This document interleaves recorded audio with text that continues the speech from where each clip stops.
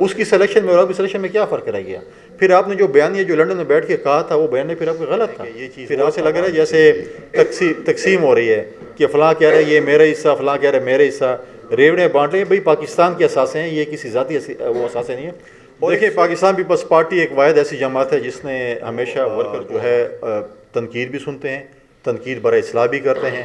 Chairman صاحب کی موجودگی میں لوگوں نے تنقید بھی کی، اصلاح بھی کی. ہم نے بہت سی چیزیں ہم نے آج آپ دیکھیں کہ ہم ورکرز کے اندر موجود تھے. اب اگر وہ یہ تاثر دے رہے ہیں کہ آپ کی ڈیل ہو چکی ہے یا میچ فکس ہو چکا ہے، اگر وہ تاثر بھی دے رہے ہیں تو پھر آپ میں اور لاڈلے میں کیا فرق رہ گیا؟ ہمیشہ پی ایم ایل این نے اداروں کو سیاست میں گھسیٹا ہے. پھر آپ عوام کی طاقت سے نہیں آنا چاہتے، آپ پھر دائیں بائیں دینا چاہتے ہیں کہ ہمیں کوئی سلیکٹ کر لے، اور یہ تاثر دینا چاہتے ہیں کہ ادارے ہمارے ساتھ ہیں اور تاکہ باقی سیاسی جماعتی اداروں کے ساتھ لڑیں. ہمیں اپنے اداروں پہ اعتماد ہے اور ہم اس امید کے ساتھ ہیں کہ فری اینڈ فیئر الیکشنز ہوں گے.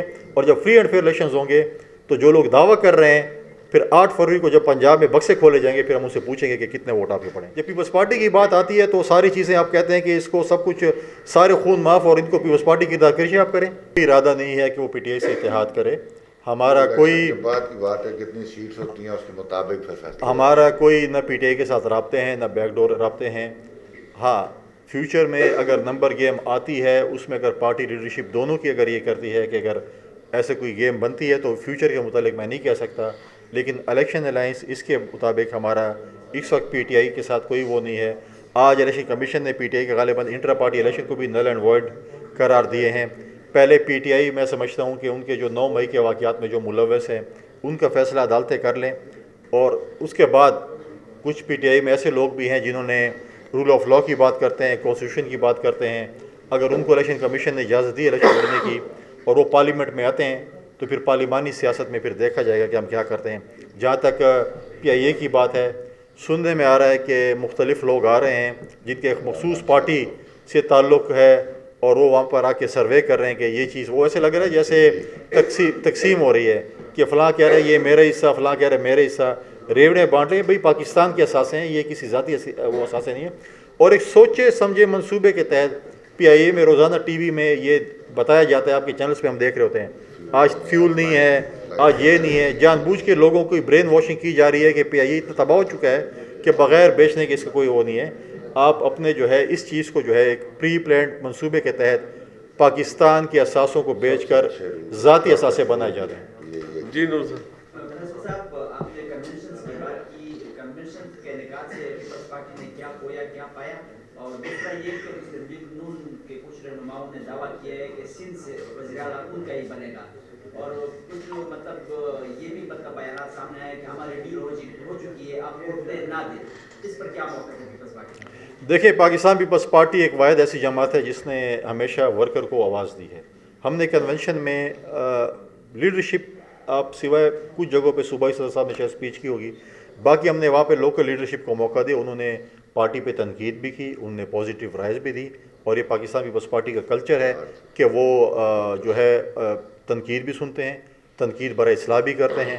چیئرمین صاحب کی موجودگی میں لوگوں نے تنقید بھی کی، اصلاح بھی کی. ہم نے بہت سی چیزیں ہم نے آج آپ دیکھیں کہ ہم ورکرز کے اندر موجود تھے اور ورکرز نے جو باتیں کی ہم آج ہیں موجود ہیں نا. ہم تو کہہ رہے ہیں کہ ہم اس ورکروں میں موجود ہیں. لوگ کہہ رہے ہیں ہم 2/3 میجورٹی کے ساتھ آ رہے ہیں، ڈیل ہو چکی ہے، میچ فکس ہو چکا ہے، لیکن عوام میں جانے سے ہم کہتے ہیں ہماری ڈیل ہو تو عوام کے ساتھ ہو.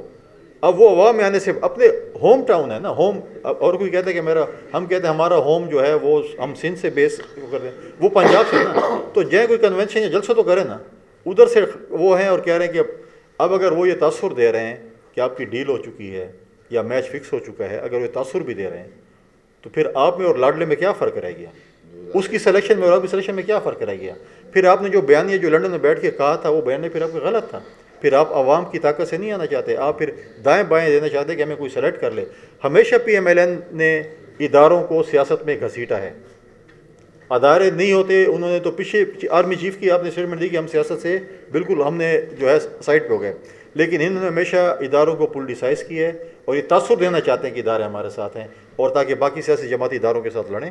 ہمیں اپنے اداروں پہ اعتماد ہے اور ہم اس امید کے ساتھ ہیں کہ فری اینڈ فیئر الیکشنز ہوں گے.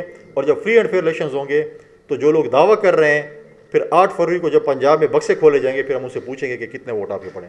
ایک بار جو سندھ کی بات کی نا آپ نے، ایک سندھ کی، تو یہ سارے برساتی مینڈک ہیں मरहुमा फंक्शनल लीग नज़र नहीं आती, GDA ख़त्म हो चुकी है, MQ का कोई वोट बैंक है नहीं, बाकी कौन बचता है? तो बस उम्मीदवारी होंगी, उनके पास वोट कोई भी नहीं है। तो ये खरगोश की तरह ख्वाब देख रहे हैं, तो ये ख्वाब उनके देखें, पाकिस्तान पीपल्स पार्टी को हमेशा पाकिस्तान पीपल्स पार्टी के लीडरों ने ये हमें सिखाया कि हमने कभी भी इस किस्म की चीज़ों में जो है वो बातचीत, उनका पर्सनल इशू है। जो चीज़ें आज उनको याद आ रही हैं तो 4 साल पहले भी डिस्कशन थी, उस वक्त उनको नहीं थी याद, 4 साल कहें जितना भी अर्सा कहें। लेकिन जो आज हमें जो लोग हमें बातचीत कर रहे हैं, हमें नहीं, जो बातचीत आम तौर पर कह रहे हैं कि ये ज़ाती मसाइल हैं और पता नहीं कोई SOP या कोई ऐसे कहते हैं कि ये चीज़ होनी चाहिए।